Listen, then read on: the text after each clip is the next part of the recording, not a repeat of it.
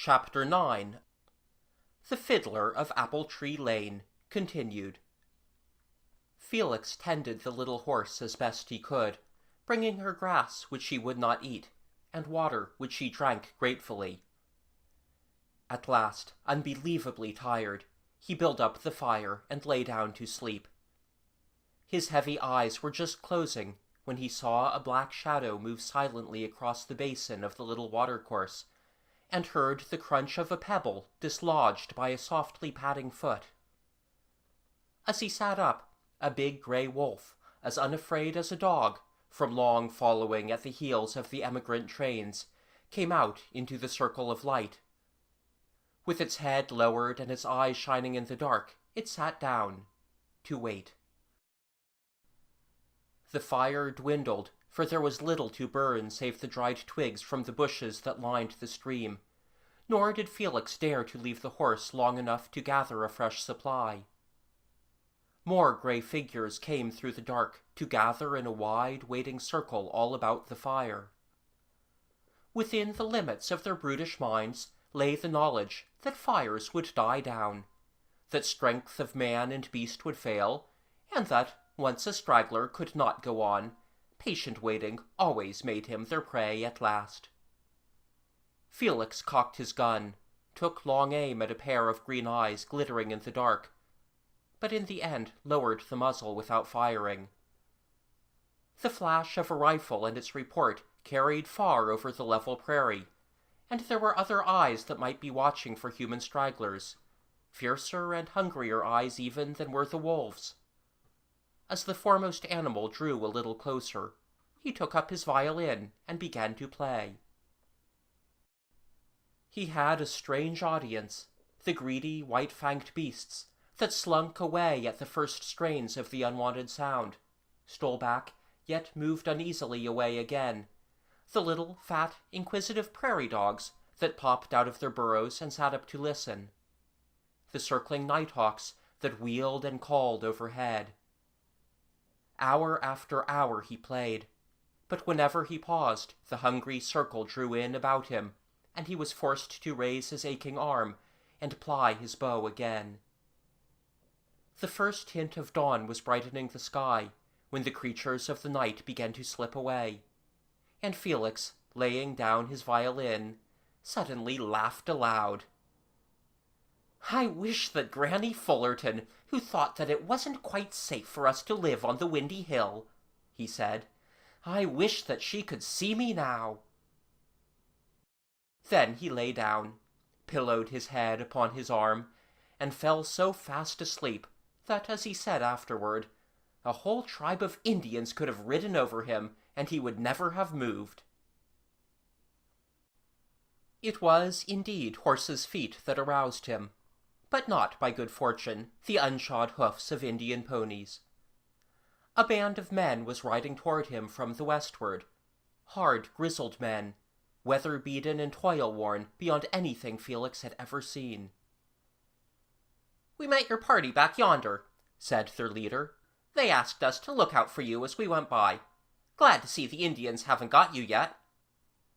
"Oh," exclaimed Felix, sitting up and rubbing his eyes. Have you been in California?" The man nodded. He drew out of his pocket a greasy little buckskin bag, opened the strings, and poured a stream of something yellow into the boy's hand.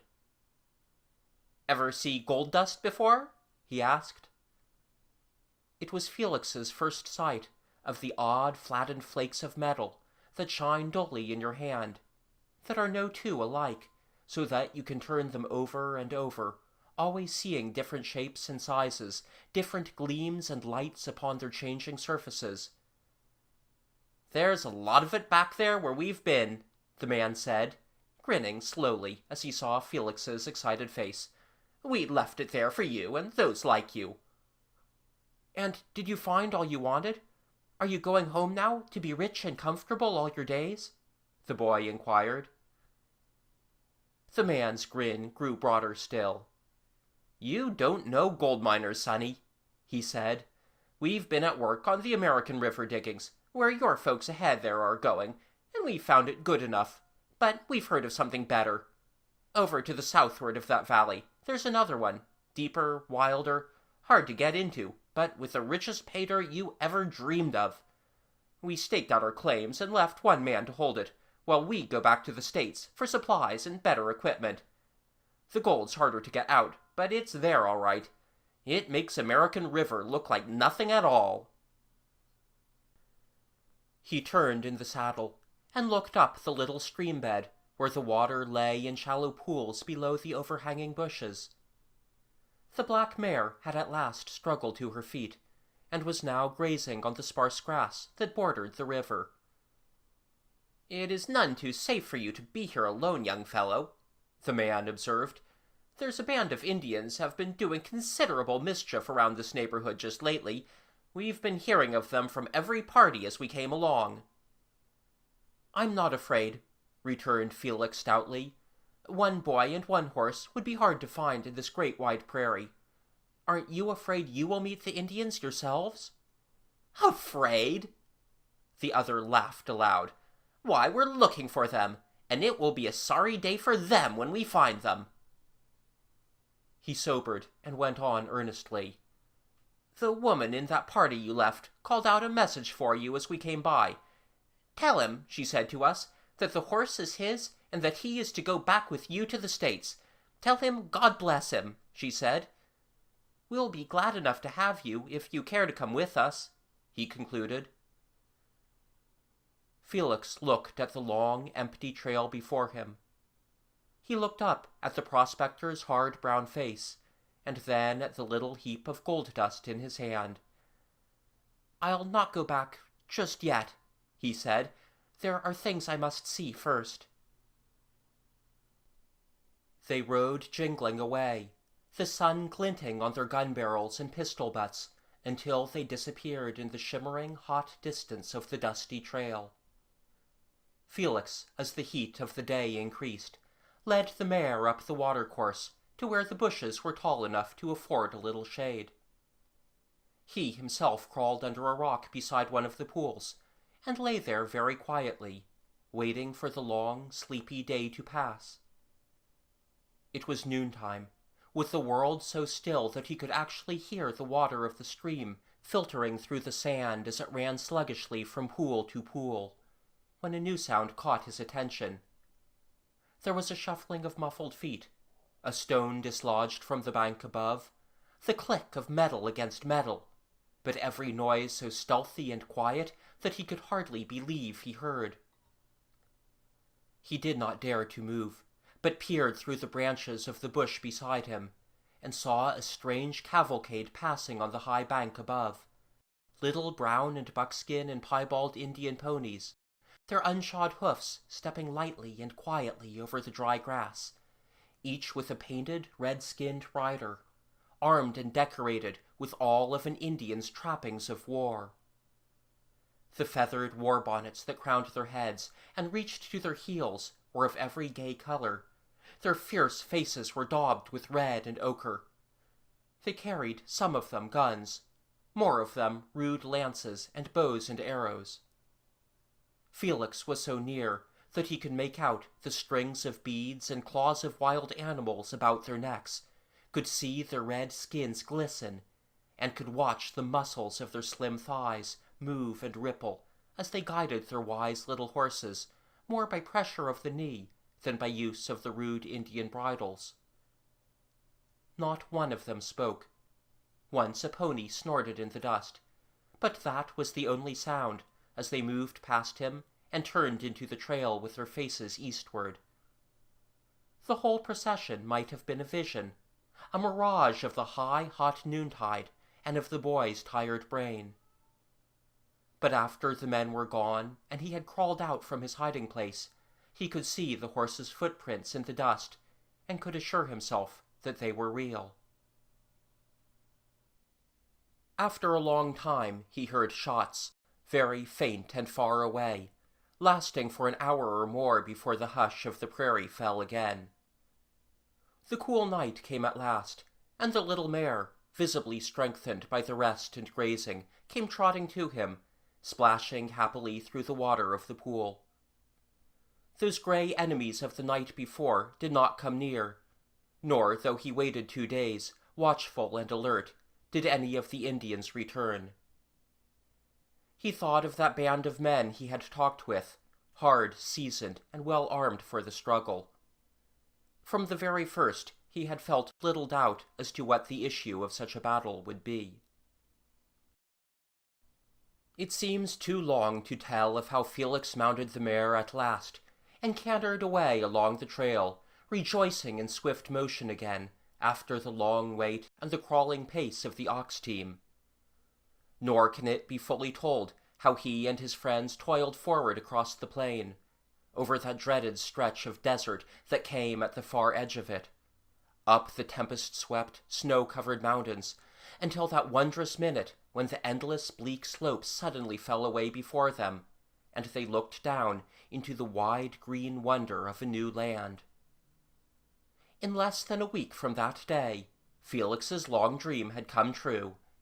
He was standing knee-deep in a rushing stream, with a miner's pan in his excited hands. He saw the gravel wash away, the muddy earth dissolve, the black sand settle to the bottom to be dried and blown away, leaving, it did not even then seem believable, the sparkling grains of yellow gold. They did well, he and Abner Blythe. Though their backs ached at the end of the day, and they came home to sleep, worn out, wet, and dirty, their buckskin bags filled slowly with gold dust as the autumn passed. Yet Felix could not put from his mind the talk of the man he had met on the prairie, the tale of higher mountains, deeper valleys, and richer diggings over to the southward.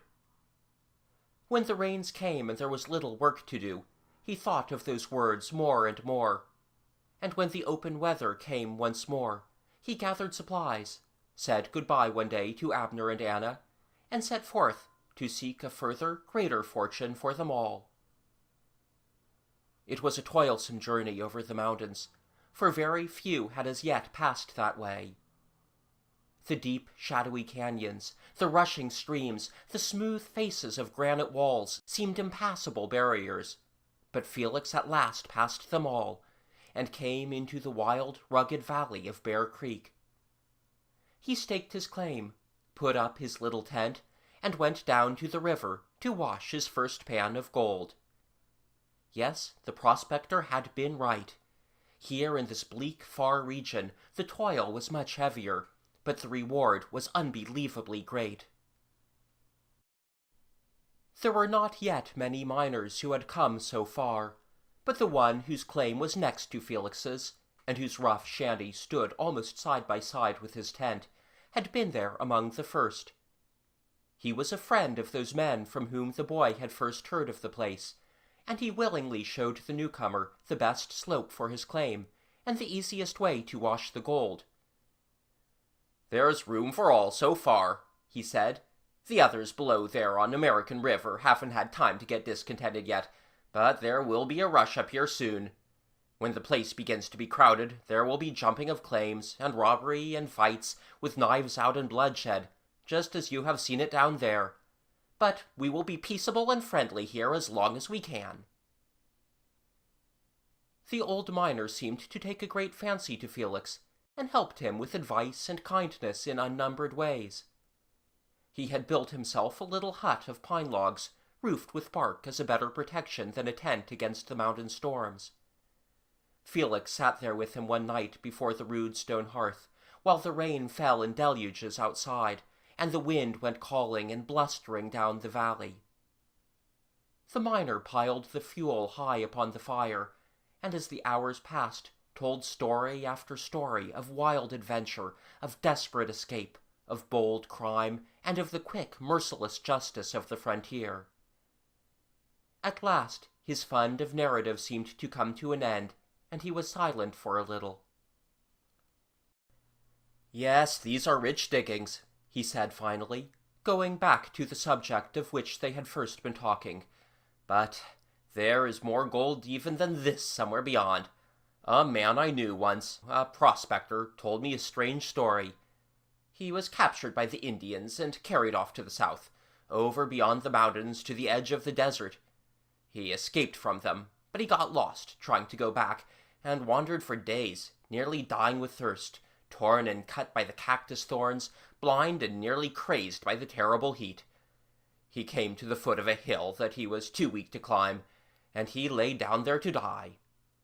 But a rain fell, and he lay soaking in it all night, drinking what gathered in a rock pool beside him, with rattlesnakes and lizards, he said, crawling up to drink with him, and he never cared. In the morning his head was clear, and he looked up the hill to see the outcropping of such a gold mine as you never dreamed of. Lying there on the open slope was the gold-bearing quartz in plain sight, to be picked up with your bare hands. He took some with him, but not much, for gold is heavy when you are staggering weak, and he went on, lost again and nearly dead. But at last he came to a settlement. He lay in a Mexican's house, raving with fever for weeks, but in the end he got well. But when he tried to go back to his mine, he could never find the way. Felix was listening eagerly, but he did not interrupt or even ask a question when the man paused. The deep voice rasped huskily, for evidently the miner was telling his tale with an intent purpose. I have always meant, some day, to go and look for that mine myself, when I found a comrade I could trust, one who would not be afraid of the hardship and the danger. The way there is a terrible journey, but I believe I know, almost to a certainty, where the place must be. Will you come, boy? Will you come? Felix got up and went to the tiny square window to look out. His voice was thick with excitement, but he did not answer directly. The storm has passed, he said, and I must go back to my tent. I will think about what you say and tell you in the morning. He went out into the dark, wet night, closing the door with a hand that shook and fumbled against the wooden latch. The old miner must have slept little, for it was scarcely dawn before he had crossed the muddy slope to Felix's tent. Early as he was, the boy was before him, gathering up his possessions and thrusting them into his pack. "You're going!" cried the man joyfully, but Felix shook his head. "I'm going back," he said, and beyond that he would tell him nothing. He could not explain how, in the watches of the night, there had come to him the realization that the fever for finding gold is more consuming than the fever for getting it, that there is always the thirst to go on, to leave what one has and seek some new, dazzling discovery that seems just out of reach. To follow adventure is one thing, but as the years pass, to surrender a whole life to a single and selfish desire is quite another. Some indwelling wisdom had told Felix that it was time to turn back, but he had no words by which to make the other understand. The old miner had given up to the dream long ago. He would always be seeking something richer and better, always leaving it for some golden vision that would lure him forward, until, at last, he would disappear in the mountains or the desert and never return. "I am going to turn over my claim here to Abner Blythe," declared Felix. "It will make him rich and his wife happy, and you had better stay to work it with him, for I am going home." "I can't stay." The miner seemed to understand also, but he was as brief and inarticulate as was the boy. "I'm one of those that has to go on, and on." He turned away and walked back to his cabin through the rain-drenched flowers and the dripping green bushes. Who may know what pictures, either of dark regret or of golden hope, were passing before his eyes, as vividly as were Felix's memories of the low cottage on the hill, of the apple trees that would be in bloom now, all up and down Medford Valley, of the wind talking in the oak tree outside his window. A quarrel with one's only brother looks suddenly very small when so many thousand miles are stretched out between. Ralph had often said that the hollyhocks were growing too many and should be uprooted, but Barbara's begging for their lives somehow always saved them in the end. They had spread out from the door and advanced down the hill in marching regiments, a glowing mass of color. The singing, yellow-banded bees were busy all day in the cups of scarlet fading to pink and white shading into yellow. The afternoon sun was behind them, lighting them to unwonted glory, when Felix came plodding along the lane, on each side of which the apple trees were beginning to grow tall. Barbara was in the garden, cutting sweet peas into her apron, and Ralph, beside her, was standing in silence, watching the bees. A dozen times the girl had read that same thought in his mind, that he would give 10 years of life to unsay the words that had driven his brother away, and that had taught himself such a bitter lesson. Then, suddenly, Barbara uttered such a cry of joy that even the bees hummed and hovered lower, and slow old Chloe came hurrying to the door. The old woman smiled, with tears running down her wrinkled face, as she saw who it was that came trudging up the hill. "There's good luck come back to this house at last," she said aloud an hour later, when Felix, as the twilight was falling, sat down upon the doorstep and began to play his violin. He never grew tired of telling the tale of his adventurous journey, nor did his sister and brother ever grow tired of listening. Ralph Brydon had lost, in that one dreadful hour, his love for dollar signs, and he nodded in wise agreement over Felix's decision to give up the quest for gold. Barbara would hearken in awed fascination to that story of the man lost in the desert, whose eyes looked once upon fabulous wealth, but who could never find it again. Wherever gold mines are, there is to be found such a legend, a tale of greater riches just beyond men's knowledge.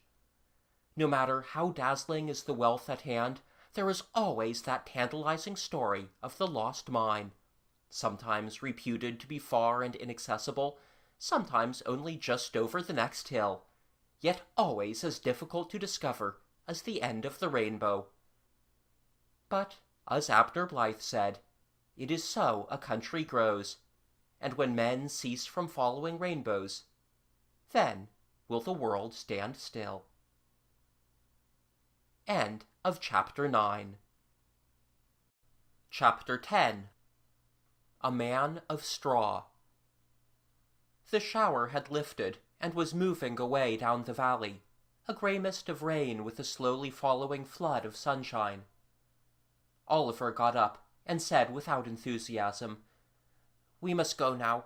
We have an errand we must do. Come along, Janet." She rose to go with him, but looked back wistfully several times as she went, with lagging feet, down the hill. She had wished that the story might last forever, so that she need not face Anthony Crawford at the end of it. They said nothing to each other as they climbed into the car and threaded the twisting lanes and byroads that would take them to the house they sought. Oliver was rehearsing within himself what he should say when they presented the picture. "My sister carried this away by mistake. We thought that we should return it to you as soon as possible." "And then he will say something sharp and unkind, and I won't know what to answer," he reflected drearily.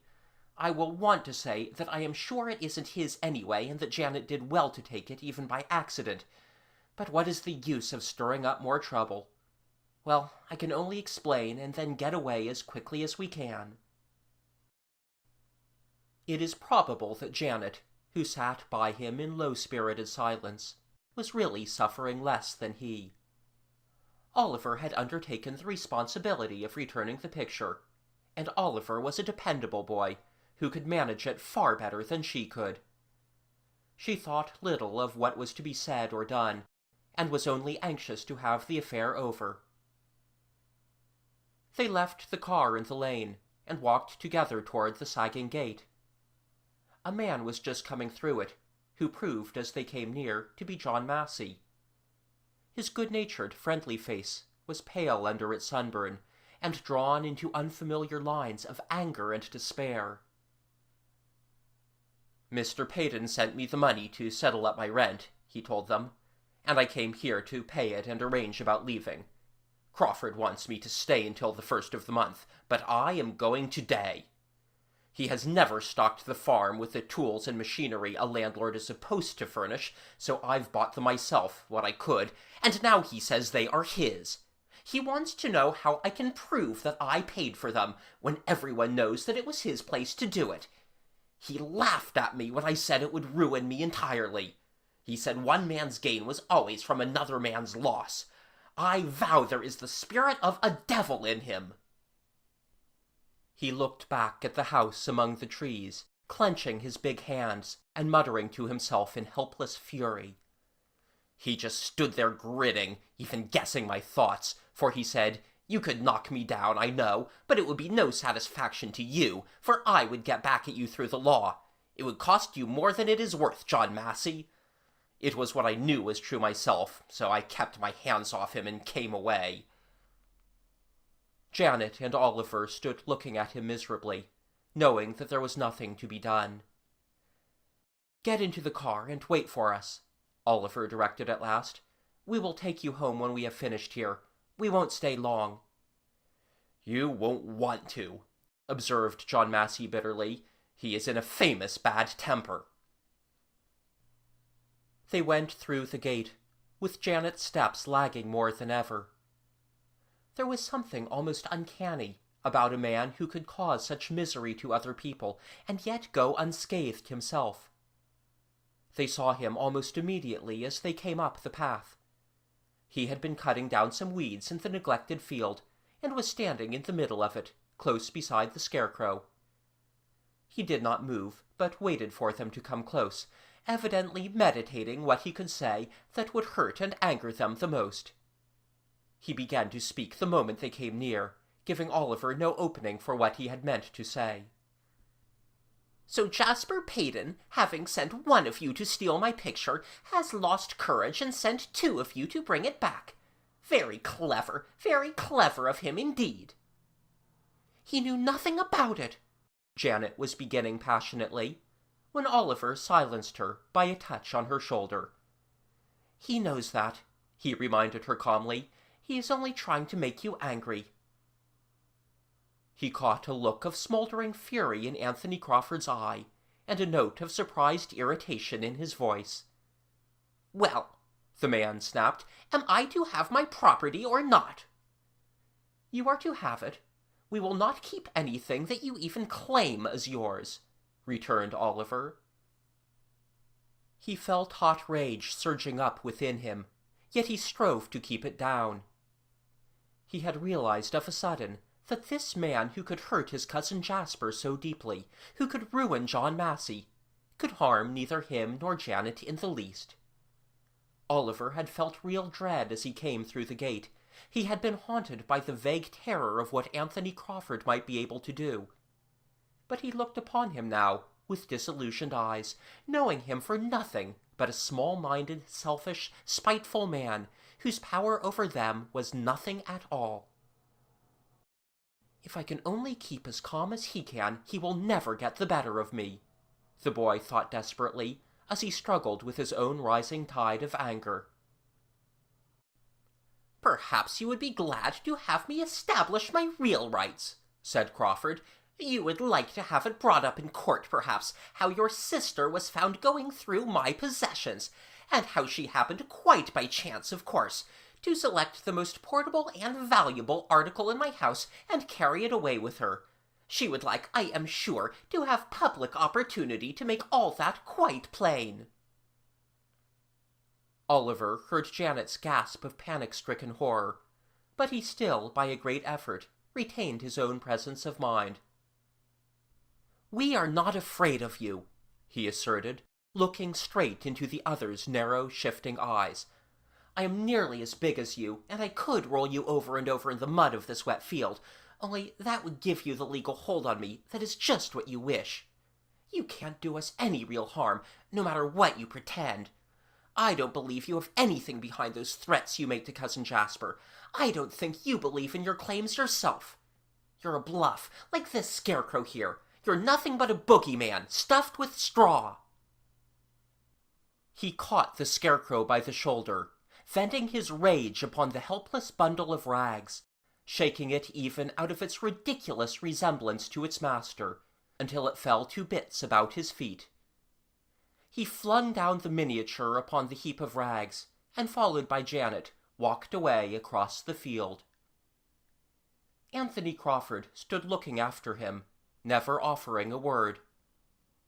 When Oliver reached the path, he became aware that John Massey was leaning over the gate, grinning in half-terrified delight. The rain was beginning to fall steadily again as they came out into the lane and climbed into the car. It rained all of the afternoon, but ceased at nightfall, just in time, so Janet said, to keep Mrs. Brown from nervous prostration. Oliver could not quite understand how plump, comfortable Mrs. Brown could be threatened with such a malady, for he had forgotten that next day there was to be a much heralded outing for all the members of Cousin Jasper's household. The occasion was a celebration at the next village, a glorified edition of the ordinary country fair, in which farmers, summer visitors, and the residents of the bigger estates were all accustomed to take part. A magnificent affair it was to be, with exhibitions, merry-go-rounds, peanut and lemonade stands, motor races, a horse show, something to please the taste of every variety of person. It was Cousin Jasper's custom to give the whole staff of servants a holiday for the festival, although the cook usually waited to serve an early lunch, and Mrs. Brown came home before the others, to set out a late supper. No influence on earth could ever persuade Cousin Jasper to attend one of these merrymakings, but every other person under his roof was absorbed in looking forward to the great day of the summer. Elaborate preparations had been made, and all that was now in question was the weather, for to make such an event a success, it seemed absolutely necessary to have one of those clear, blazing hot days that seem specially to belong to circuses, fairs, and midsummer festivals. Janet was to go under the safe but excited wing of Mrs. Brown, and Oliver also was looking forward to the day with some anticipation. "I wonder if the Bee-Man and Polly will be there," he thought, and went off into further speculation as to what the Bee-Man would look like in the more civilized clothes that such an occasion would demand. "I might not even know him," he reflected. When the day came, however, cloudless, hot, just what such a day should be, Oliver suddenly announced that he was not going. "I don't like to leave Cousin Jasper all alone when he is so worried," he said to Janet, but could not explain why there should be any cause for misgiving. "I didn't care a great deal about going anyway." He refused to listen to her suggestion that she should stay also. Lines of motors were rolling down the road from early morning onward, filled with flannel-coated or befrilled holiday-makers, or laden with farmers and farmers' wives and farmers' children. Janet and Mrs. Brown, the one an excited flutter of white organdy skirts, the other a ponderous rustle of tight brown taffeta, departed at 10 o'clock, and by 1 the great house was empty of all save Oliver and Cousin Jasper. The afternoon seemed very still and very long, as 1 hour followed another. Oliver strolled out to the gate, and stood looking down the road, but the procession of motors had long since come to an end, so that the highway stretched, white and empty, to the far end of the valley. Yet as he stood, idly staring out in the hot quiet, he thought that he saw a small, dilapidated vehicle come round a distant turn, and advance slowly toward him. When it was near enough for him to recognize the old white horse, the driver pulled up suddenly, turned the cart sharply about in the road, and rattled away in the direction from which he had come. Could it be that he had seen the boy there in the open gate, and therefore had decided not to come in? Oliver could scarcely believe that this was the reason. An hour later, when he had gone back to the house, he saw a ragged, barefoot youth in faded overalls come shuffling up the drive. He delivered to Oliver a letter addressed to Cousin Jasper, and said it was from Mr. Crawford, and he was to be sure to get an answer. Oliver carried it away to the study, and stood waiting, looking out through the window, while Cousin Jasper should read it and write a reply. The brightness of the holiday weather seemed to be growing dim somehow. The sun was still shining, but with a touch of greenish, unreal light. "I hope there isn't going to be a storm," he thought. His reflections were interrupted by a sound in the room behind him. Cousin Jasper was tearing the letter sharply to pieces. "Anthony has sent what he calls an ultimatum," he said, trying to smile and not succeeding. "Tell the boy there is no answer." The messenger, on being so informed, seemed reluctant to believe it. "He said I must have one, not to come back without it," he kept insisting. How Anthony Crawford had found anyone to carry his letter on this day, when Medford Valley seemed quite emptied of inhabitants, seemed rather a mystery. Yet he had not only found one, but had impressed him forcibly with the necessity of fulfilling his errand. It was only after he had received a coin from Oliver's pocket and a large apple from the fruit dish in the dining room that the shabby youth finally decided to go away. "He said I wasn't to come back without an answer, so if I haven't one, I needn't go back at all." He seemed to find this solution of the difficulty an excellent one, and went striding away, whistling cheerfully.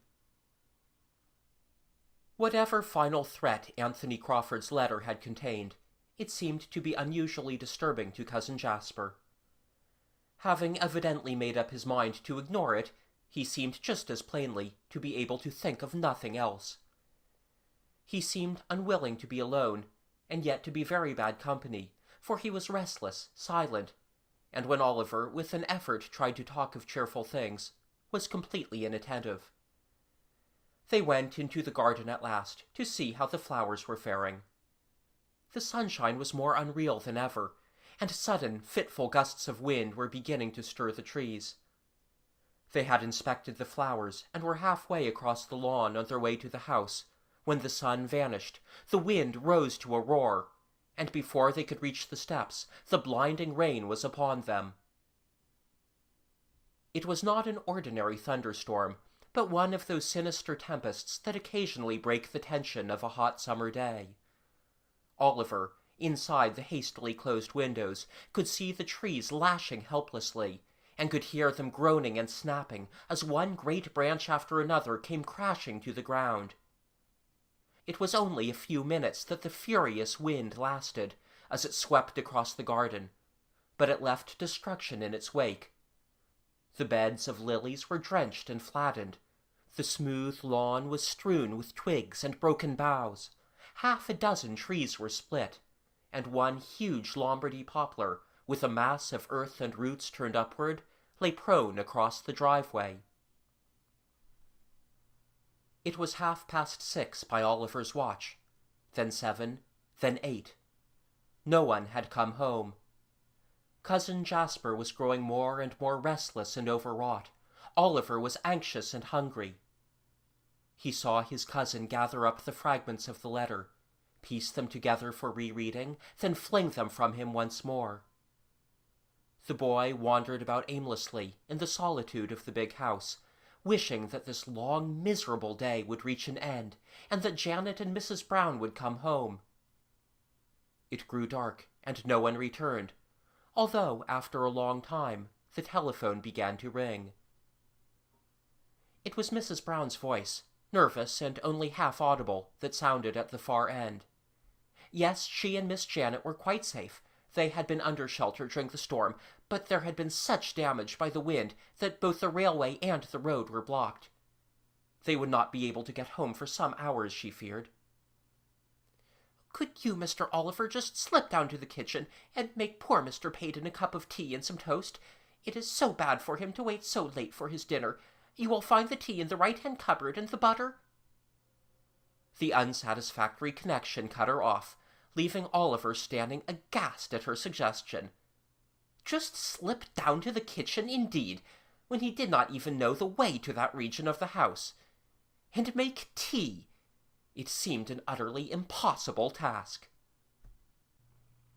Through the long vista of rooms, he could see Cousin Jasper in his study, sitting before his desk, and fancying himself unseen, suddenly bowing his head in his hands. "It won't do," thought Oliver determinedly. "He must have someone to help him, someone that knows more about this wretched business. There is that Cousin Tom he talks about, Eleanor's father. I can't think of anyone else. I will send for him." If he could only have found the bee-man. He even searched the telephone book for the name of Marshall, but found none. And he had never discovered where the bee-man and Polly lived. Yes, the only choice was Cousin Tom. He got the connection with some difficulty, and asked for Mr. Brighton. "Mr. Brighton is at dinner," returned the smooth voice of a well-trained servant. "He cannot be interrupted." "But this is very important," insisted Oliver. "I am quite sure that if he knew—" "My orders are that he is not to be disturbed," was the politely firm answer, while the boy raged and fumed impotently. "Then tell him," Oliver directed, "that his cousin, Mr. Jasper Payden, is in very great trouble and needs to see him as soon as he finds it quite convenient." His voice was trembling with anger, and he slammed down the receiver without waiting for a reply. There was no use sending for him after all, he reflected in black discouragement. He was not used to such treatment, nor did he think that a man should surround himself with so much ceremony that he could not hear a plea for help. "He is just what Cousin Eleanor's father would be," was his disgusted verdict. "I was a fool to hope for any help there. If it had been the bee-man—" Never had the house seemed so enormous or so silent as it was tonight. He went out through a swinging door, attempting to find the kitchen, fumbling down a passage, feeling in likely places for electric buttons, and not discovering them. He bumped his head against unexpected doors and cupboards. He upset something with a horrifying crash in the butler's pantry. At last he found the right door and the proper light switch, and stood in the big, shining white kitchen, looking about him helplessly at all the complicated apparatus of cookery, clean, polished, and complete, and utterly useless to him. "This is no place for a boy!" he exclaimed stormily, after he had pinched his fingers in a drawer, spilled the water, and produced a roaring, spitting flame in the gas-burner that blew up in his face and then went out. After 15 minutes of miserable effort, he at last heard the water boil noisily in the kettle, where he had placed water and tea together. He poured out a cupful of the poisonous brew, and stood regarding it in despair. "I wish Mrs. Brown would come home," he groaned. "I'd be glad of any woman, any girl, even Cousin Eleanor." He had opened a window, for the place was hot and close, and through this he could hear, of a sudden, the sound of an automobile coming up the drive. He dashed through the dark passage, hurried to the great front door, and flung it open. There was a crunching of big wheels on the gravel, and the snorting of an engine checked suddenly to a stop. It was not Mrs. Brown and Janet, for though he heard voices, they were not theirs. The car had stopped beyond the fallen tree, and someone was coming across the grass. 2 people, for the voices were a man's and a girl's. Apparently Cousin Tom had not stopped to finish his dinner after all, and he had brought Cousin Eleanor. "Yes, I'll be glad to see even her," he thought desperately. The 2 came nearer, a man in white flannels, but bareheaded in the hurry of his coming, and a girl in white also. There was something familiar in the swing of those broad shoulders, in the tone of that voice. Yet Oliver stood, blinking stupidly, holding to the side of the door, too dazed to speak, when the 2 stepped out of the dark and came up the steps. The bee-man and Polly. End of Chapter 10. Chapter 11. 3 Cousins. Good gracious, Oliver, do you mean to say you really did not know? We used to talk it over, Polly and I, and wonder whether you were not beginning to see through us. Janet had some suspicions, and when she met us at the fair this afternoon, she understood who we were at last. Now I will present you to Miss Eleanor Marshall Brighton, known to her own family as Polly. I would not have broken this thing to you so suddenly if I had taken time to think. Oliver listened to Cousin Tom's half-apologetic explanations, yet he scarcely heard them, but still stood leaning against the doorpost, gaping with astonishment. Of course he had always known there was something unusual about the bee-man, but as to who he really was, he had never had an inkling. And this was Cousin Eleanor, the girl he had pictured so definitely that it seemed she could not be other than the prim, detested person he had so dreaded meeting. It was the very vividness of his idea of her that had stood in the way of his guessing the truth. But if the bee-man were really Cousin Tom, then he could, of course, put everything right, and, more immediate cause for rejoicing, Polly could cook. "Oh, come down to the kitchen and get Cousin Jasper something to eat," he begged. "He is almost starved. It is 8:30, and he had lunch at 12. He gave Tom Brydon a rapid account of what had happened that day, of the letter, of Cousin Jasper's increasing agitation, of his final desperate call for help on his own responsibility. "Poor Oliver, what a day you have had, while the rest of us were enjoying ourselves at the fair," said Cousin Tom. "Polly and I happened to come home early before the storm, so that your message found us, and we came at once." "And he is starved himself," put in Polly. "He has not had anything to eat any more than Cousin Jasper." It was wonderful to watch Polly making short shrift of the remains of his own awkward preparations, to see her skilful manipulation of the gas-burners and her marvelous dexterity with the egg-beater. And this slim, eager, shy Polly, with her crinkled brown hair and her freckled nose, this was really Eleanor Brydon. Oliver sat down limply upon one of the kitchen chairs to contemplate the wonder of it anew. "I did not know who you were myself that first day," she said, "though Daddy guessed at once, and even suspected that you were planning to go away. Janet told us all about it this afternoon, how Cousin Jasper made such a mistake and thought that he could force you to meet a girl that you were sure you wouldn't like.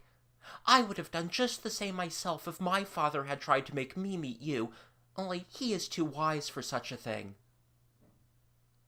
But Oliver could only shake his head and marvel that he had not guessed.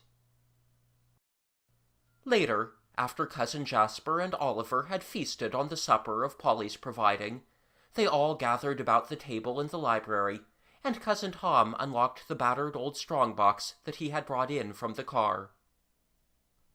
"As I am the family lawyer," he explained to Oliver, "yes, bees are only a hobby, and my real business is the law. I have in my possession most of the records belonging to this affair.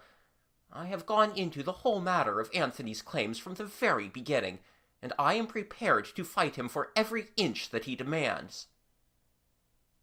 He began taking papers from the box, fat rolls of legal documents, letters with their edges worn into tatters, and addressed in the crabbed writing of a century ago, title deeds discolored and yellow with age, most of them fastened with great red seals, a mass of musty records that looked dry and dull indeed.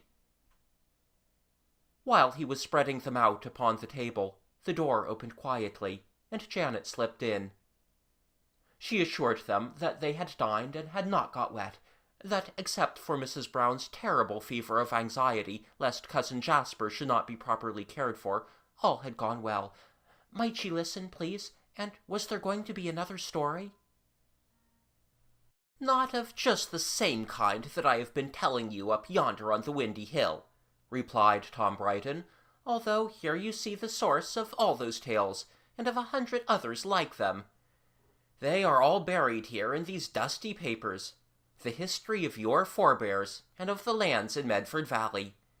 It goes all the way back, does the record, to the time when our several times great-grandfather bought the first tract from the Indian Nashola. I am always glad to think that the red man had enough intelligence and the white man enough honor to make something like a real bargain, that this valley was purchased for what the wild lands were worth, instead of being paid for with a gun, a drink of bad spirits, and a handful of beads. See, here is Nashola's name. He learned to write after a fashion, although the Indian witnesses signed only with a mark. And here is the signature of that first one of our kin to settle in the New World, Matthew Hallowell. Hallowell? Echoed Oliver. Did he belong to those same Hallowells in the story, who quarreled over the huntress? Yes, was the answer. He was the beginning of a vigorous line, living in and near Medford Valley, until there came at last the Hallowell who moved to the seaport town, who built his first ship there and launched into foreign trade. They became great merchants, the Hallowells, in that time between the Revolution and the War of 1812, when Yankee ships and Yankee owners were lords of the high seas. But fortune failed after the death of Reuben Hallowell. His son Alan loved sailing rather than trading, and his daughter Cicely married a junior partner in a lesser firm, Howard Bryden, who thought it better for his sons and daughter to go to live on the lands in Medford Valley that had belonged to their mother and had been given by her to him. Cicely's children were Ralph and Felix and Barbara Bryden, of all of whom you have heard. "How have they heard, Tom?" asked Cousin Jasper, and the bee-man smiled. "I have been filling up their minds with family history, for I knew that they must understand about this whole affair some day, and it would take too long to tell them all the facts at once.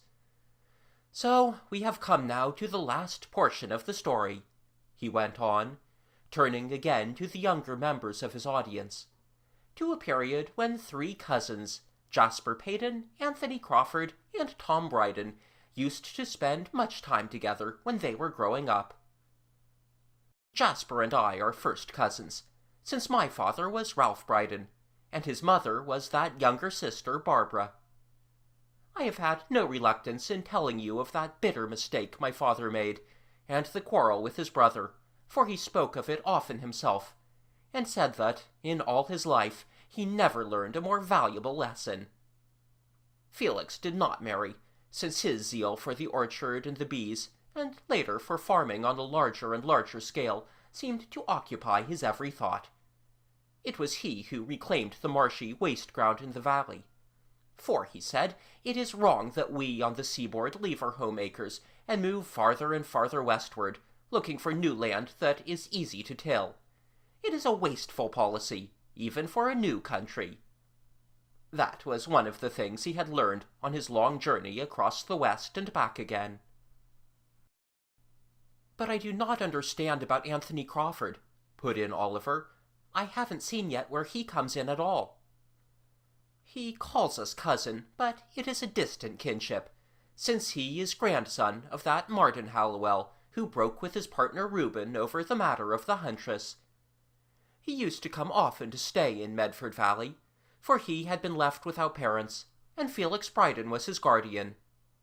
My Aunt Barbara, Jasper's mother, had lost her husband early, and she went to live with her brother Felix in the yellow stone farmhouse that had come to him from some earlier Hallowell, who had built it 100 years ago.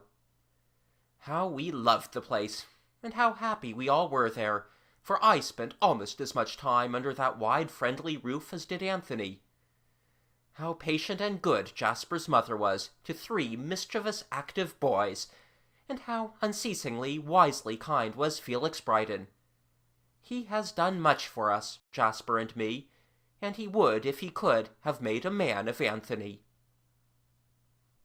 He was not like the other 2 of us. We could see that even when we were children. He was quicker and more clever than we, and he was better, or at least wiser, at holding his tongue and keeping his temper when the occasion served. But the key to his whole character was that he could never see any possession in the hands of another without instinctively wishing to have it for himself. I have seen him move heaven and earth to get something that he did not really want, merely because it seemed of value when it belonged to someone else. There was no one more clever than he at acquiring what he desired. Felix Bryden prospered greatly, but he never moved out of the comfortable farmhouse of which we were all so fond. It became very beautiful under his hands, extended and improved, and filled with the rarest treasures of his gathering. He was especially fond of pictures, so that there was a wealth of portraits and landscapes that he had collected or inherited, that glowed like jewels on the mellow old walls. He did us unnumbered kindnesses when we were boys, and when, on growing up, we decided that we would all three be lawyers, he set us up as partners, Payton, Crawford, and Bryden. We felt very important with our law books, our profound knowledge, our newly painted sign, and very little else. Even while we were studying, it was plain that Anthony, in his erratic, changeable way, was the cleverest of us all. And then history repeated itself, as it so often does. The grandson of Martin Hallowell and the two great-grandsons of Reuben fell out with each other over just such a questionable enterprise as had wrecked a partnership 100 years ago. I can see him now, as he came hurrying into our office that day, full of the plan for his great scheme, just a quibble of the law and the thing was done. We were all to be made rich and successful by it, he explained. There is no use in describing to you the intricacies of his idea. It was one of those shoal waters in which the honesty of young lawyers can sometimes come to grief. The pursuit of law will winnow out the true from the false. It makes an upright man 100 times more certain and more proud of his honor. It searches out the small weak places of a meaner man's soul. Anthony tried to make this project sound quite simple and straightforward, but I can remember how narrowly he watched us, and how, when he attempted to laugh at our objections, his voice cracked into shrill falsetto under pressure of his excitement.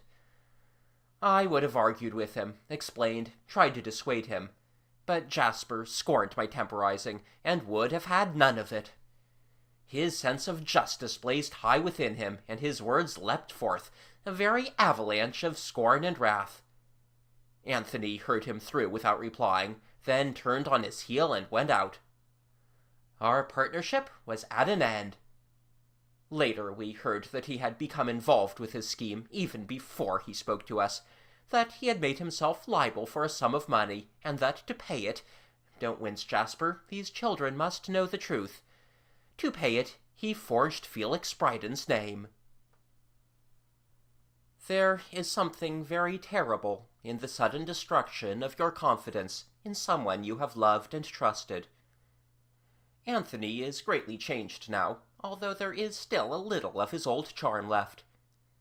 Yet you would not think of him as someone who had been an intimate part of our lives, a comrade whose cleverness we admired, and whose honesty we had never doubted.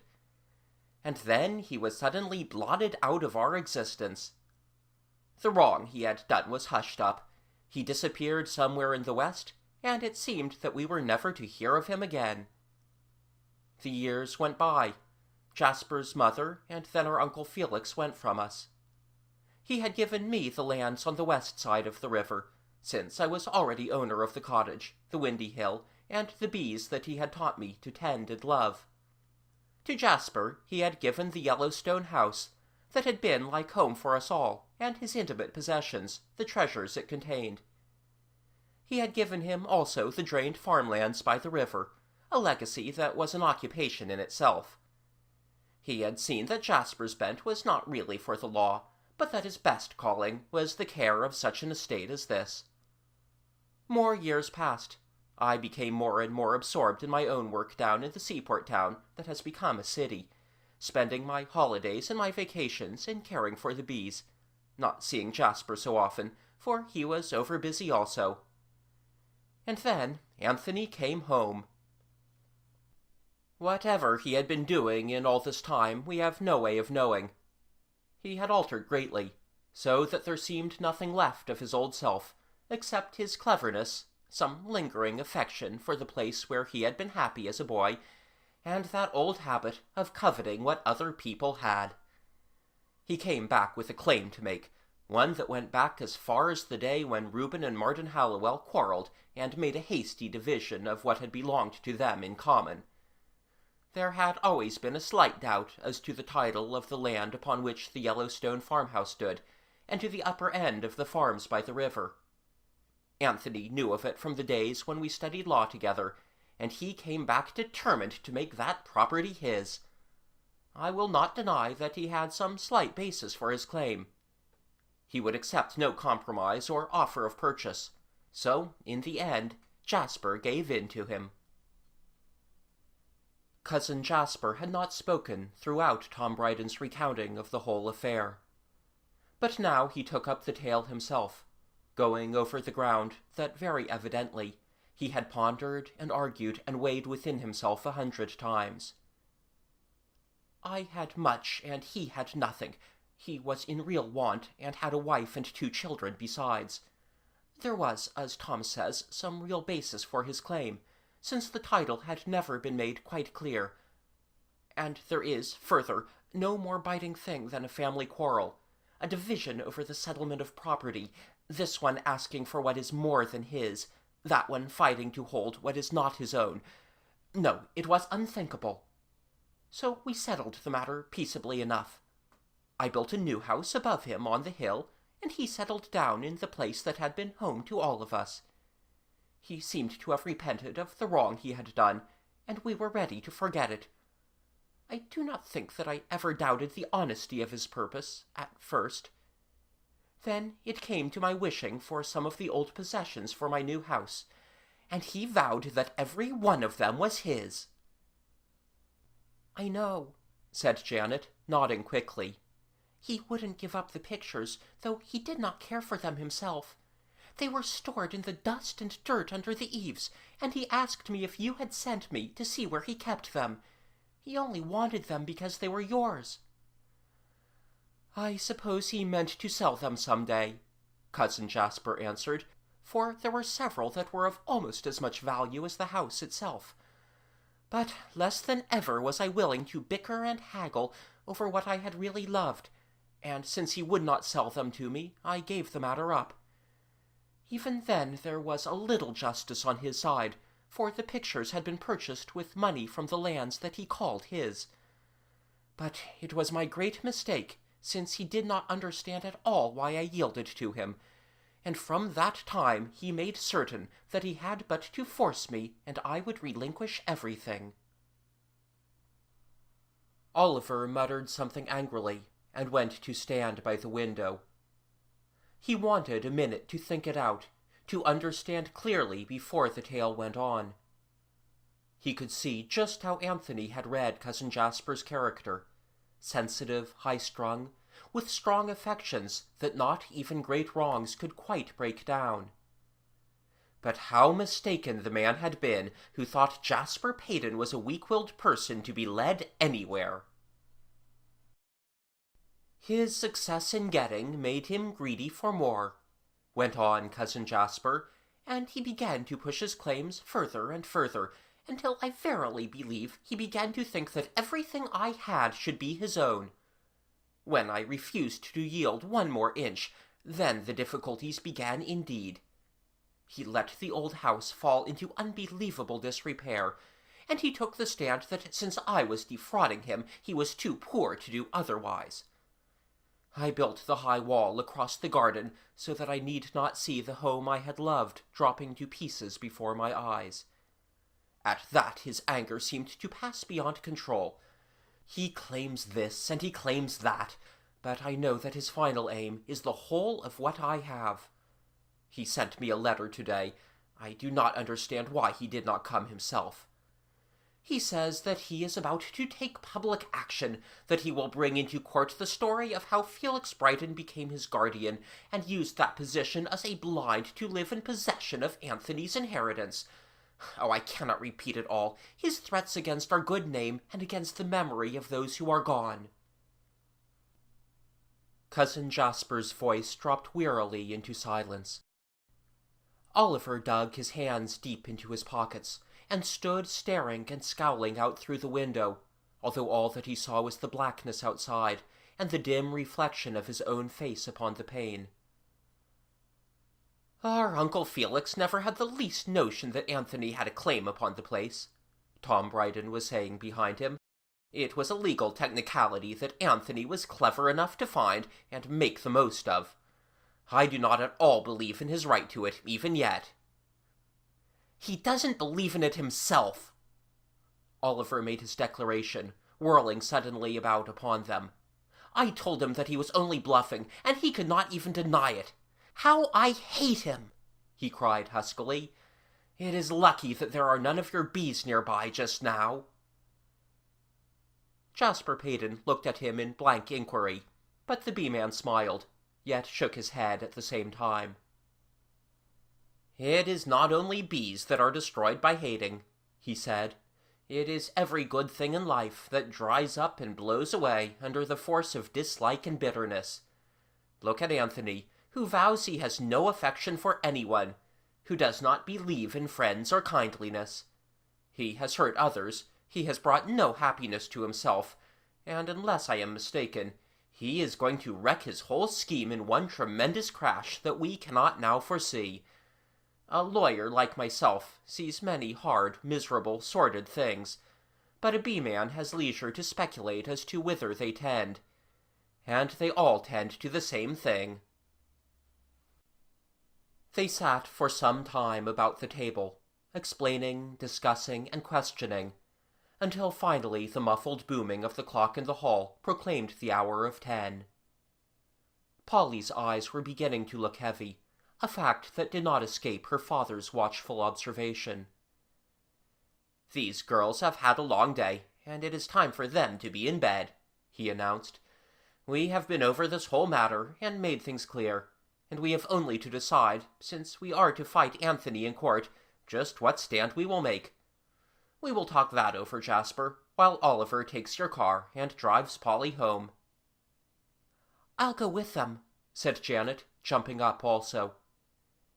She had been listening, bright-eyed and alert, through all of the story, and showed no signs of sleepiness.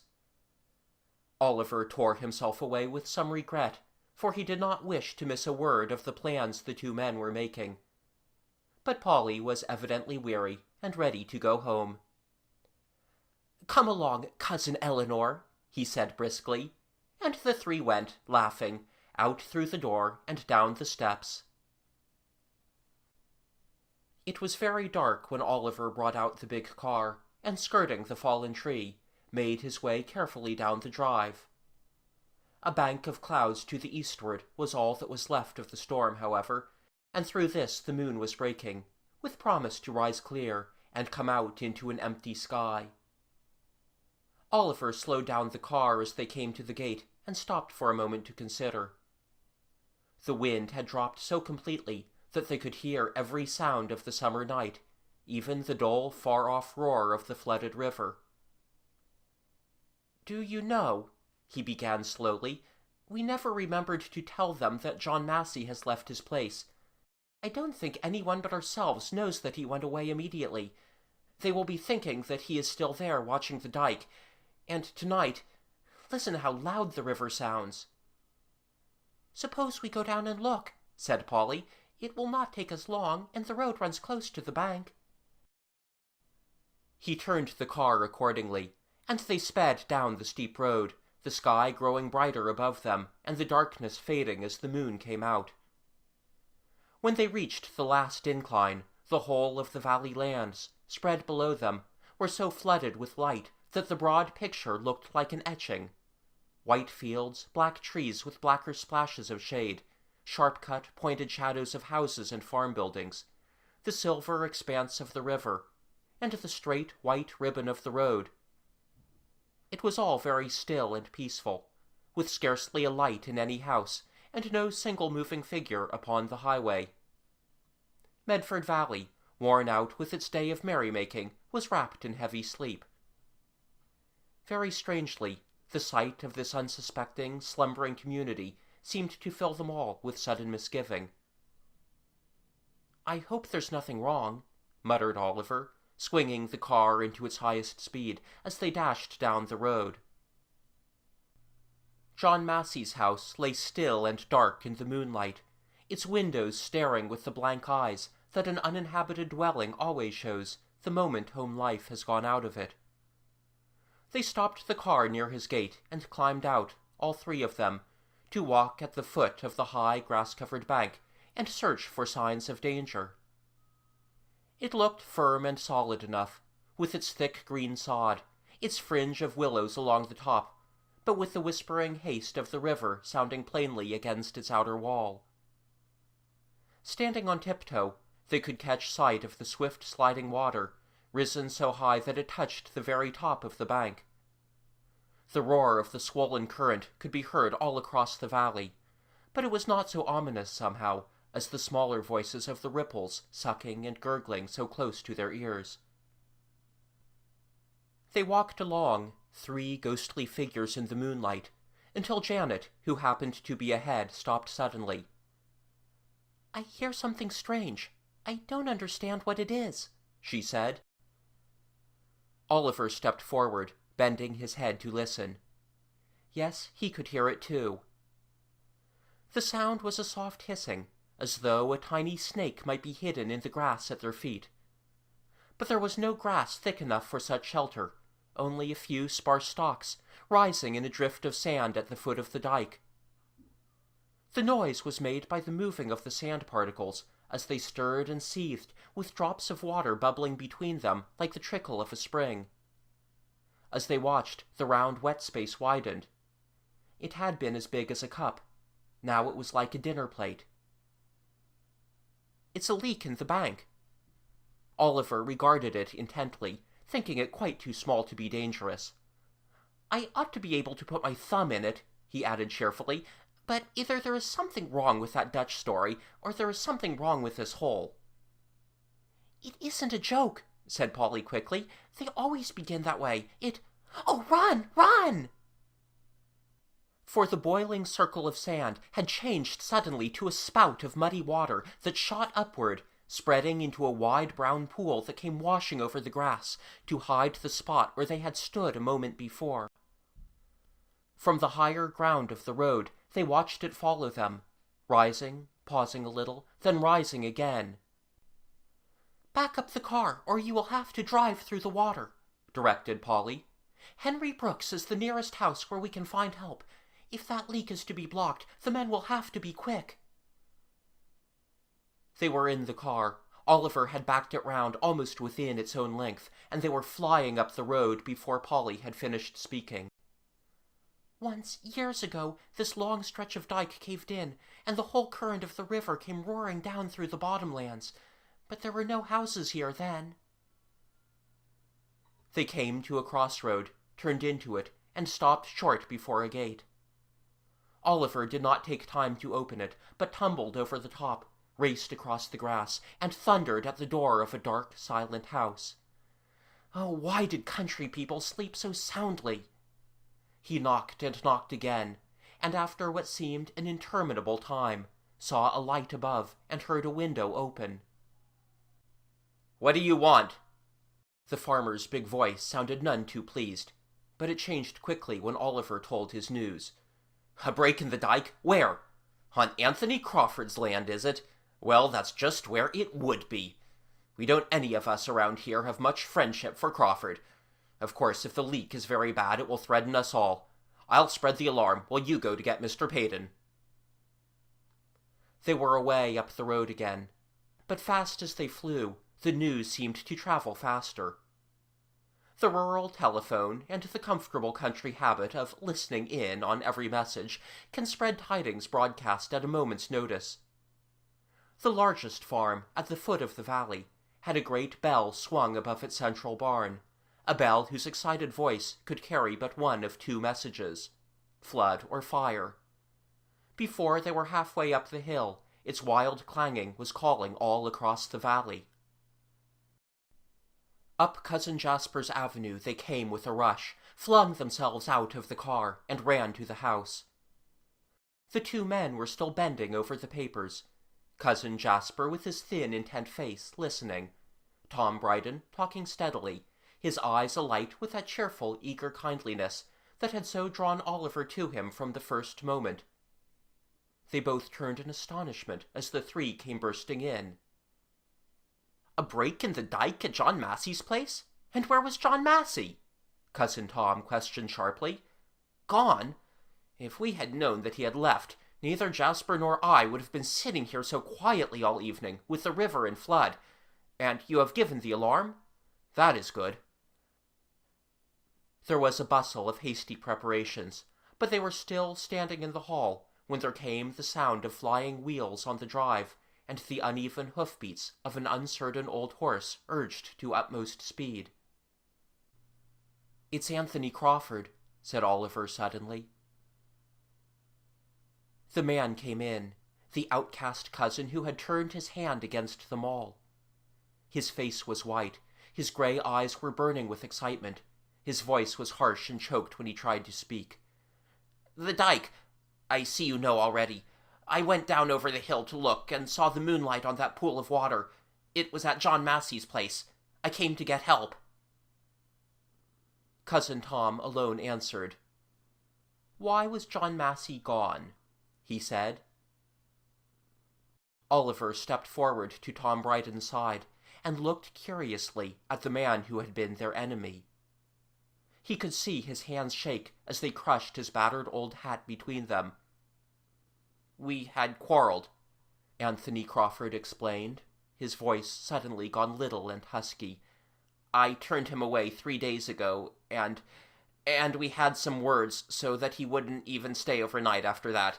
He watched the dike, and now the water is coming in." One more question Cousin Tom asked.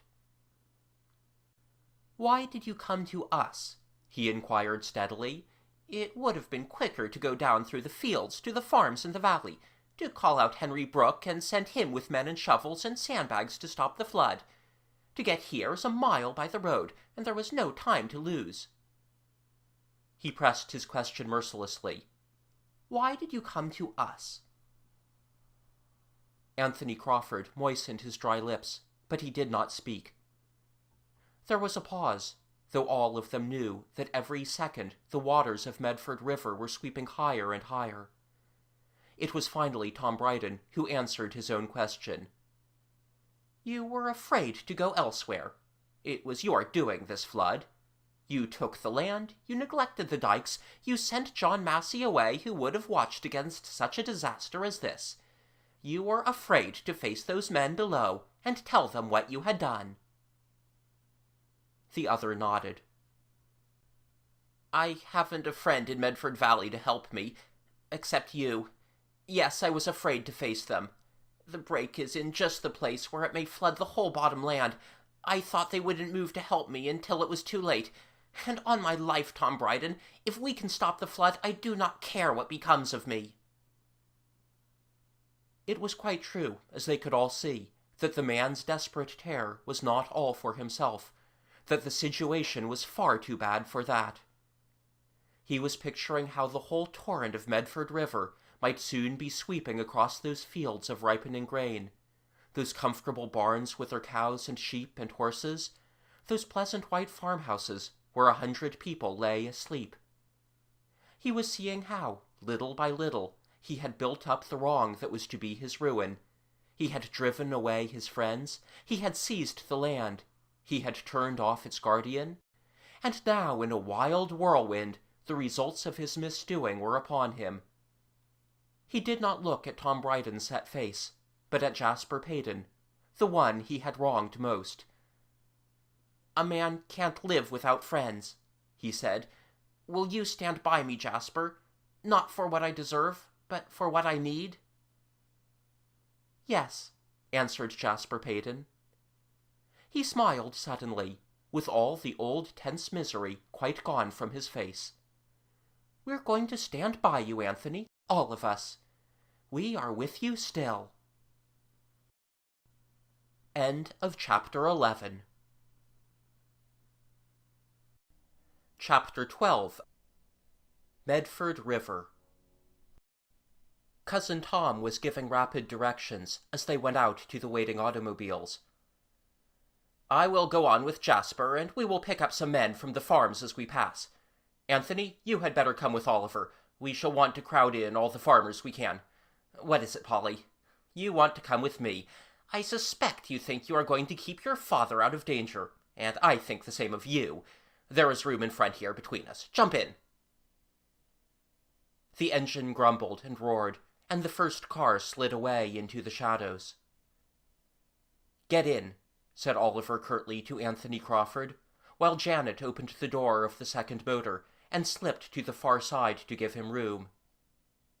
None of the three spoke as they went down the drive behind Cousin Tom. As they came through the gate, they could hear faintly the wild clanging of the bell in the valley below. Oliver was too much occupied with his driving to have any other thought.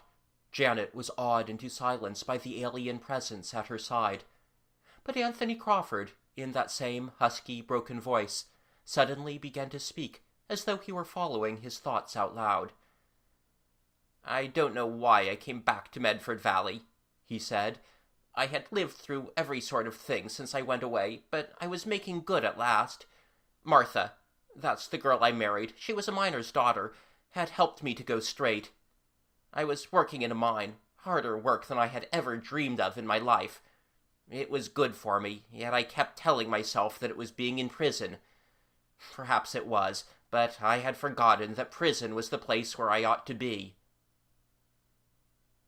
Oliver tilted back his head that he might hear better, but his only answer was an inarticulate sound, like a mutter of agreement. To reach the valley as soon as possible, and without mishap, was more important to him at that moment than explanations. But Janet looked up with round, wondering eyes, eager to hear the rest. "I kept thinking how it was here at home, so green and clean and peaceful, not like that stark, bare mountain country where I seemed to be working my whole life away. I told myself that a certain portion of Medford Valley belonged to me, that I could come back and live a life of dignified idleness, if only I had my rights, if only Jasper would give me what was my own." "But it wasn't true. You knew that he wouldn't keep what belonged to you," burst out Janet. "I knew it wasn't true, but people love to deceive themselves, and I had to explain to Martha. She would never have come if she had known how things really stood. She was unwilling, even as it was. But I was so sure. I thought I knew Jasper so well, exactly how I could threaten him, just where I could hurt him most.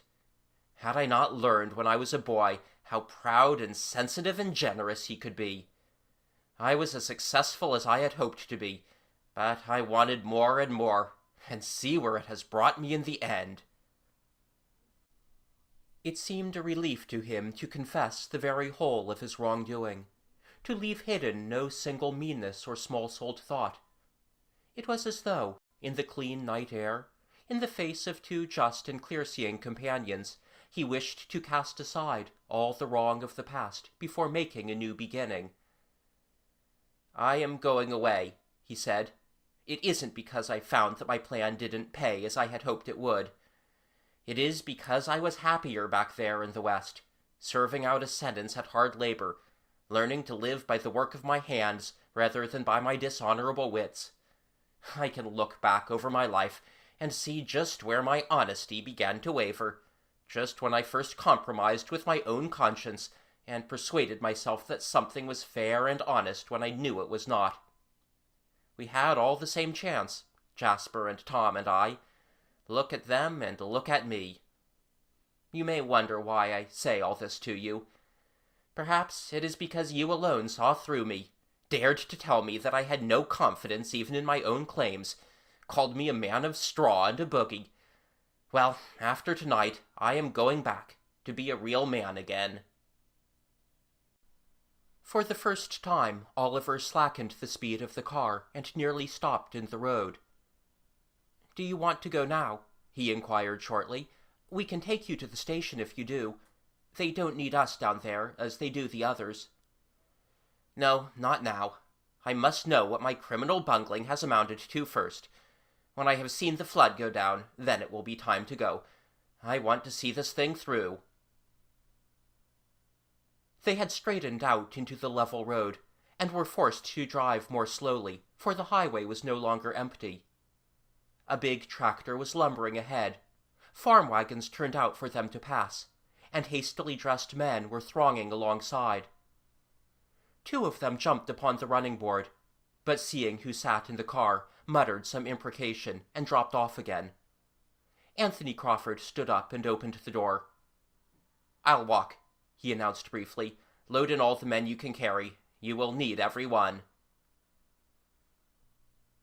Janet climbed over to the place beside her brother, and the tonneau filled up with men, who crowded the seats, clung to the step and the fenders, and sat in a row across the back of the car. They came to the end of the road at last, where in that place that had been so empty and quiet half an hour ago, there was now gathered a surging crowd of men, of horses, tractors, automobiles, and wagons. Oliver could see, on a knoll above the others, Polly standing with 2 farmers' wives, the only women there. At first he could not see the water, but as they pressed into the crowd, he caught sight of the broad pool, dark even in the moonlight. It was over the road now, through the fence, and had crept halfway across the stretch of grass before John Massey's door. Tom Bryden's white-clad figure was going back and forth among the men, but it was Cousin Jasper, standing high above the others on the seat of a wagon, who was directing operations and getting this confused army of workers into rapid organization. "Tom, take half the men to shovel dirt and pile up the sand sacks, and send the other half back to the sand pits to fill them. Clear the road so that the wagons can go back and forth. Henry Brooke, take out your horses and join your team with Johnson's. The tractor can pull 2 wagons, and we need 4 horses to each of the others. Now go to it, and bring the sandbags as fast as they can be filled. We can't save John Massey's house, but we will build a dam to hold the water 100 yards back, where the ground begins to rise. And remember, you can't be too quick if you want to save the valley." Oliver took off his coat and jumped out of the car. "Go over where Polly is," he told Janet. "I am going into this game with the others." He was in every portion of it as the night wore by, never quite knowing how he passed from one task to another, but following orders blindly, hour after hour. He helped to dig, but was not quite so quick as the others. He carried the sacks of sand that were brought up, loaded high upon the wagons, but he had not the quick swing of the more sturdy farmers. He found himself at last on the high, vibrating seat of the heavy tractor, rumbling down the road with a line of wagons behind him, stopping at the sand pits to have them filled, then turning laboriously to haul them back again. The owner sat beside him on the first trip, directing him how to manage the unfamiliar machine, but as they made ready for a second, he ejaculated, "You'll do," and jumped down to labor with the diggers. Oliver was left to drive his clumsy, powerful steed alone. He saw the broad, semicircular wall of piled sandbags, banked with earth, rise slowly as the men worked with feverish haste. He saw the water come up to the foot of it, seem to hesitate, and then creep up the side. He saw suddenly, just as they had all stopped to breathe, a long portion of the dike begin to tremble, then cave in with a hideous sucking crash that shook the ground under them. He saw the flood of muddy water come roaring in and sweep against the painfully built rampart, which swayed and crumbled to its fall.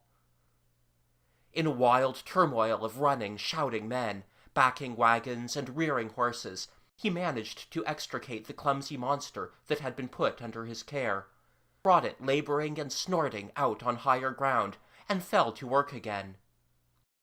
The barrier they had set up with so much toil was tumbling and collapsing in great gaps where the hungry current flung against it, but it held just long enough for them to raise another wall, longer, higher, firmer than the other, and built with the frantic haste of desperate men.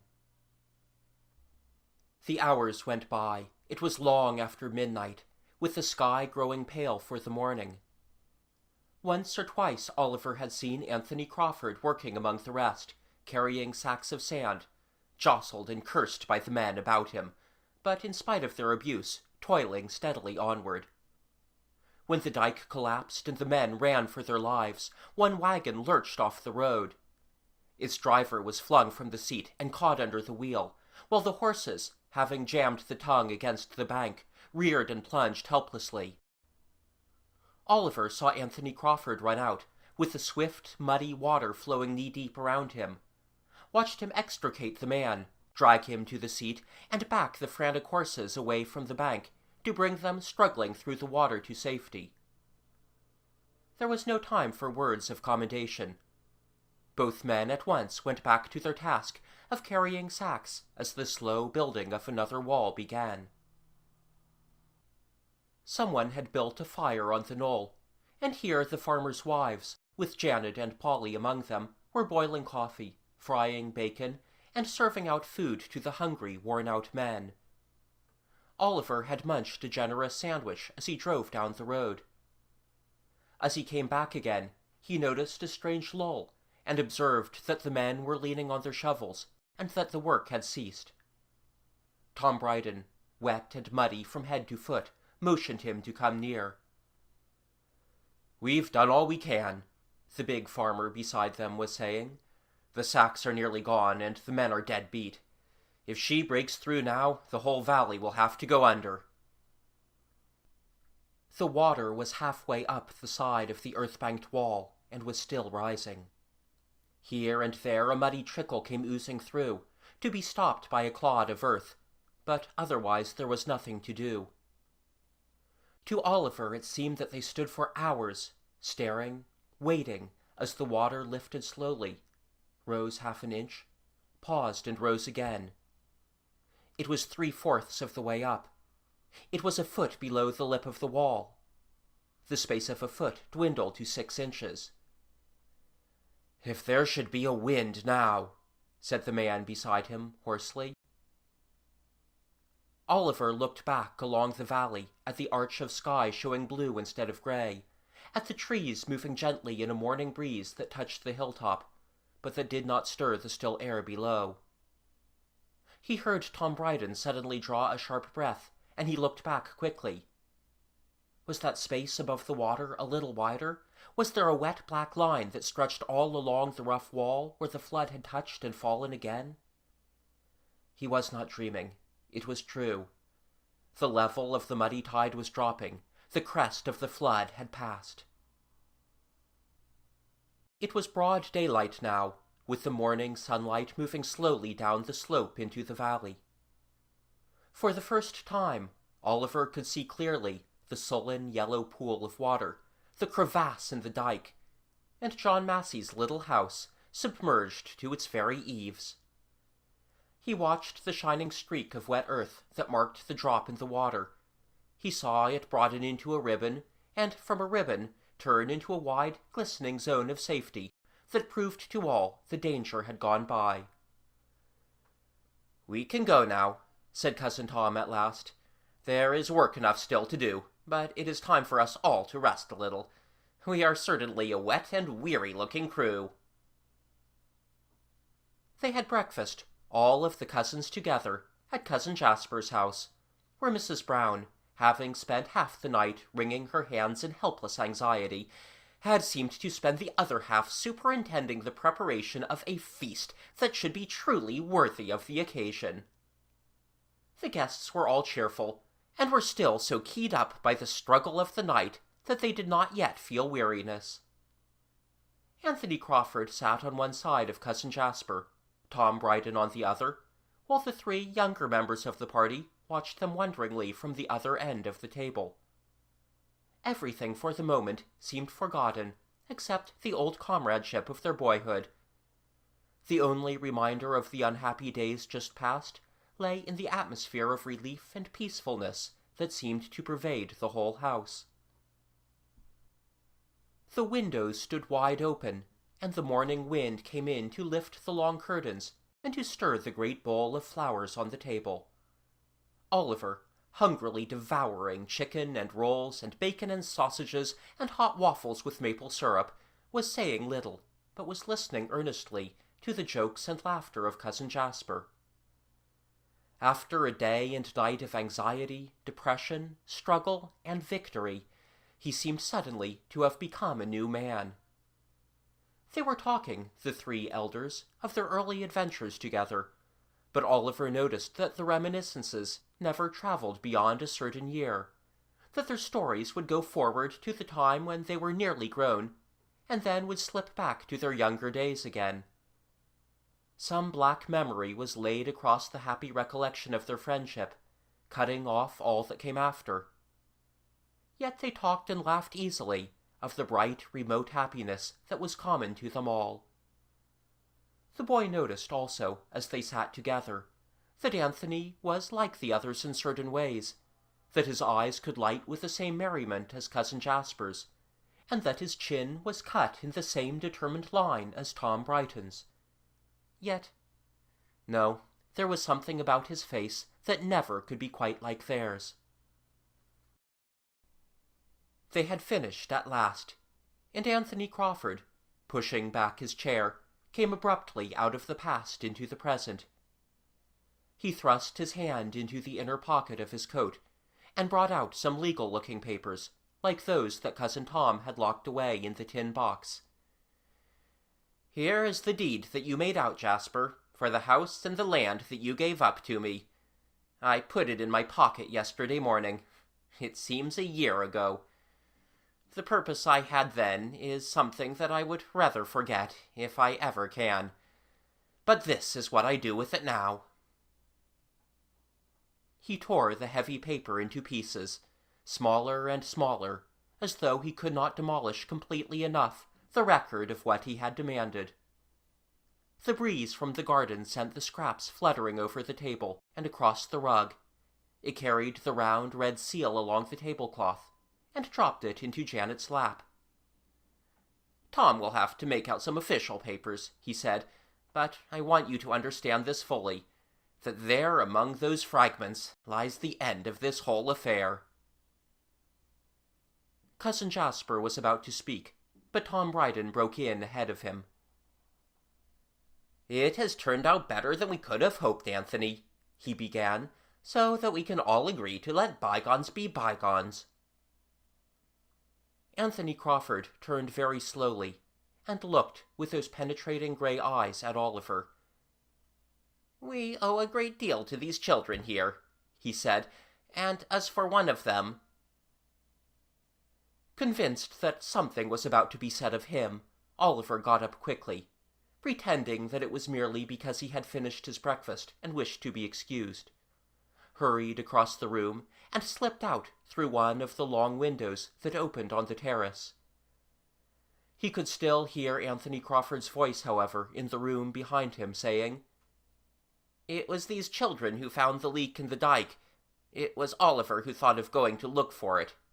It was Oliver who saw through me, saw that I had not a shred of honor or honesty behind my claim, and told me what I was."